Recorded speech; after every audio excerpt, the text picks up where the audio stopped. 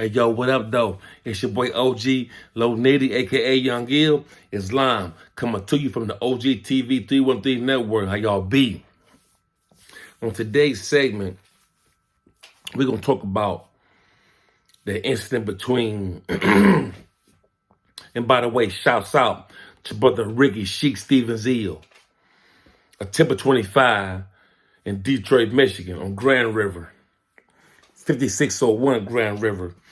But with the Grand Sheik, but the C. Fuqua Bay and his entire staff. Shouts out to those brothers, Islam. But in this segment, we're referring to the brother Sheik Ricky Stevens-Eel, who was a part, or still is, with Timber 25 during the time he had entered the Michigan Department of Corrections prison system. Now, in '99, I was inside Jackson behind the wall when they had sent a letter to prison saying he was coming through. And we had been looking for him out on the yard. I think it was 6 block, out on 6 block yard, looking for him. We would always see him just posted up against the block in a 45-degree angle, right over left. Head tilted just slightly. So we would talk about those signs. Always knew what the 45-degree angle mean in the right over left. So the head tilted, that was on some other stuff. But we talk about the stuff. So getting to the story at hand. 2001, 2002, I'm in Muskegon Correctional Facility.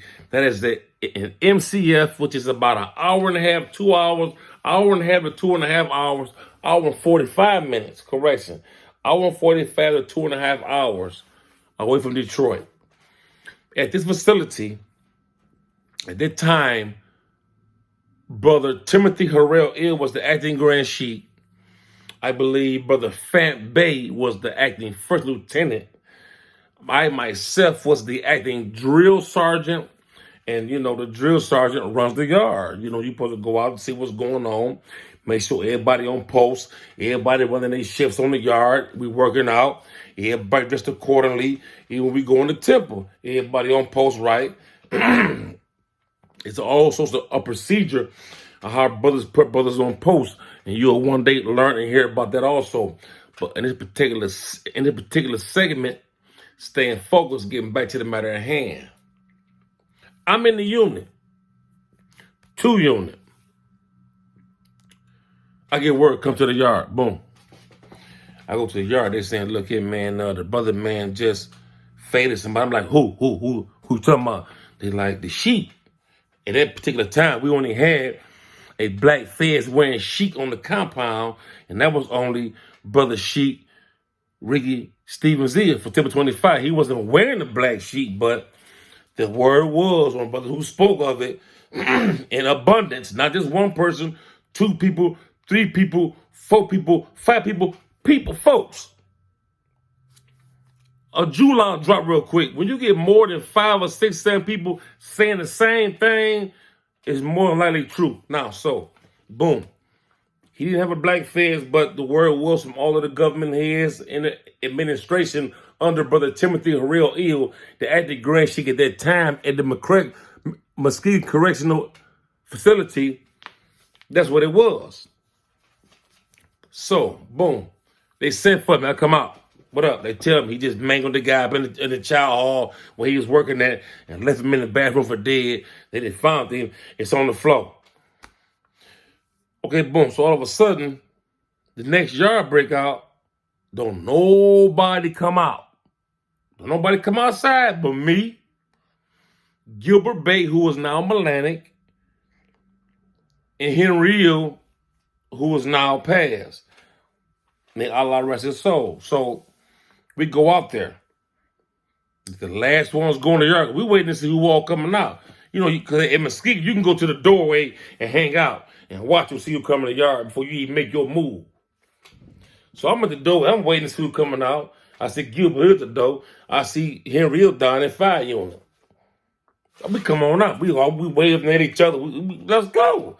We see all of the Mexicans going back. They got that like 10, 5, 8, 3, 2, 5, 8, 5. We like, they out there deep. So we go out there, just 3 of us. Now, mind you, I got a situation, a spirit. Gilbert got a spirit. Henry Hill, he was a spiritual brother. Henry Hill was just a man of the prophet. He was about peace. You know, violence was a last resort for the brother Henry Hill.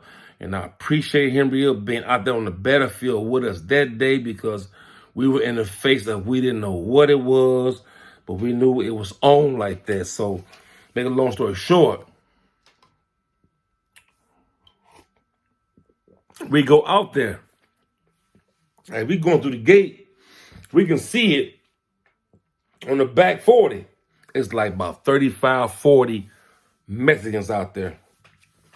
Now, mind you, I lived in 2 units. So right across the hall from me was the president and vice president of HOSTA, which is an organization founded in prison for the purpose of keeping Spanish and Latinos together. You know, no matter what you may be, if you join this organization, you own that, you know, you on their platform with them. Where they host baseball games, whatever it may be, selling burritos. You on that platform with those guys. So that, nonetheless, it's just a undermining situation, unbeknownst to us, to hide their identity, but which they only are a henchman crew. So the hostile, make a long story short, they did their thing. They all out back, about 35, 40 deep. We go out there. It's just us 3. Now, I know Sanchez don't know Felix, and I'm saying, listen. They saying, yo, why? I said, why is all y'all out here? What's going on? What's up?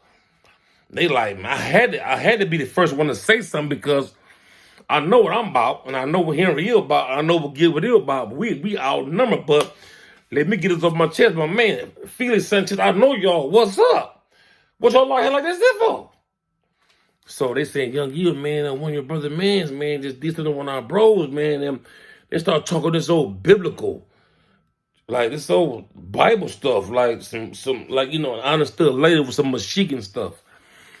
We need an eye for an eye, you know what I'm saying? Like, listen, I explained to him, under no circumstances can a horsefly bite that brother.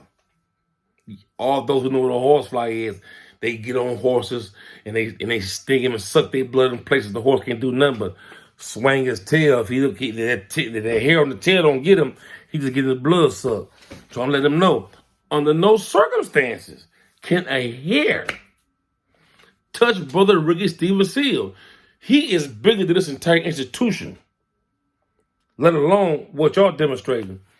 So they kind of like confused, like, huh? What? Wait, I'm speaking in tongues to them now. I'm speaking foreign. I'm speaking Spanish to them for a change. So, you know what I'm saying? So they're like, hold on for a minute. You just got to say, listen, man, Sanchez, Felix, I buy burritos from y'all. If this was any other brother, y'all might have a green light, but this guy, it's just not gonna happen. Now they said that he had whooped on a Mexican in the bathroom in the child hall where they worked at back, because like way back in the child hall, no officers are back there. When child time come, all the officers up front, because they have to monitor and watch the traffic that's coming to the child hall. You have several units coming at once. A lot we talking like 150 guys in the child hall at a time. So they gotta watch all this movement. Guys passing stuff. Guy might get took. You don't know hit. They're watching everything. But back in the back, where guys supposed to be honoring and respecting and working and gaining respect to, trust me, I'm back at work. You ain't gotta watch me. It's popping off though. The Mo back here, the mango dog, he done laid him out, he in the bathroom. Somebody discovered him. The motor checked out, punched out of work, they made it back to the unit. They ain't discovered him, then all hell break loose. But make a long story short, when I'm talking to Sanchez and Felix, I'm explaining to him, he is of a holy and divine movement founded by a spirit that has a hand on the entire world. So this is why we're out here. You know, you don't think for a second because you only see 3 of us out here that 2, 3 years or 20 years down the line, this won't be answered for. So, and I'll talk to them in that type of term to help them explain, to enlighten them as to the significance of a black fez wearing sheet here in the penitentiary who just touched up one of their own. And I'm telling them, really, y'all can't do nothing about that. Swallow it. So, what we're gonna do this later on. You know, we leave the yard, us 3, me, Henry, Yo, Gilbert. We're like, man, this is crazy. It's on the floor. We get back to the unit. Somebody sent me a letter. I get a letter sent to the unit, 2 units. They don't, you know, they was moving like real Uncle Paulie and them back then. Because Mike Starward Bay was there. Fan Bay was there. Bo X was there. Guru was there. Jack X was there from Benton Harbor. Shouts out Jack. Shouts out to the whole Benton Harbor team, the whole Benton Harbor family. Shouts out Pontiac, my man, Granddad and them. You know, Granddad and them wasn't there, but, you know, I still, they on my mind. He on my mind. Him, George Jackson, them. Gorbachev, he had a little birthmark on his head, like the shape of Russia. My man, George Jackson. Them kind of guys, man, like, just for a second, time out. Guys like Granddad, Eddie Meyer, and George Jackson, other joints, when I went down, these Pontiac guys, I understand why Blade now had pictures of Pontiac in his album covers. Or Sir Dave saying something about he's being paid from Pontiac too. I understand that because even when I came home and I was dealing with the brother E. Bowie Bay, Islam Bowie Bay, he from Pontiac, real brother. They heavy, ain't for no game. But I don't want to get sidetracked. I want to say, shots out to Pontiac. Real talk, true story. You know what I'm talking about? Like they like that out there. So yeah, I salute you. So we go in. I'm talking to the brother Sheik. Ricky Stevens, he on the first floor, around the corner. Would you come in? And I go around the corner. I go around. What's up, Mo? You okay? Yeah, man. The guy got disrespectful, man. Told me he didn't give it nothing to Keaton. He said something about the prophet.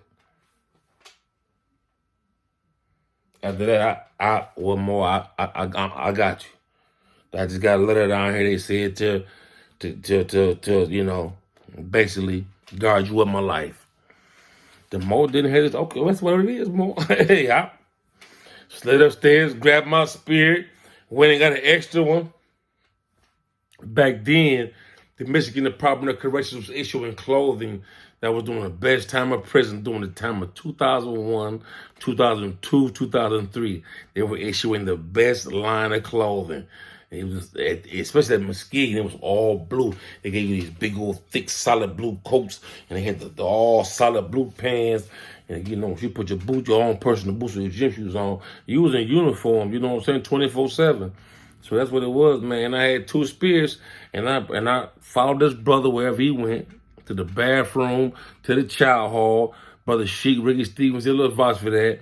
So one time we was in the bathroom talking, they got to the point 4 days later, ain't nothing popping. They still trying to negotiate, can we get some justice? They keep sending word up to me. I send up the pipe. I give it to the lieutenant. He sent it on through the administration. They come back down. Ain't nothing happened. Y'all ain't he ain't finna fight that guy. Well, can he just, and this is what they were asking. Well, all right, we understand what you're saying about the brother being a Sheik and all YoungEl. We respect that because we understand about the Moorish movement. But can we at least get some type of action to show that our organization is not weak? Like, what are you talking about? Can he at least fight one of our guys, if not that guy? Because the guy he messed up is no longer here. Can he fight somebody else? I'm like, listen, y'all not hearing me. There's no way possible anybody's finna lay a hand on this brother. Period. So they just let it go, man. They just let it go. But I remember one time during when the brother Sheik, Ricky Stevens, was at the Michigan Department of Corrections, Muskegon Correctional Facility in Muskegon, MCF. 2001, 2002, he had faded one of them guys in the hostel, or Spanish organization. And the hostel organization is connected to cartels. And he left that guy in the bathroom for dead, and nobody laid a hand on that guy. And I feel proud, I feel honored, and I feel prestigious in protecting and being there for a brother, a comrade, a more, whatever you want to call it. I feel it. Islam. Hey, it's your brother OG Low Nitty, a.k.a. YoungEl, coming to you from the OG TV 313 Network. It's been a pleasure, and I'm going to continue to drop more actual and facts. If anybody want to question this segment, you can always get with me or tap into who you hear, names you hear. Did that really happen like that? Did they go on like that? They're going to tell you, yeah, that's what that was. No cap.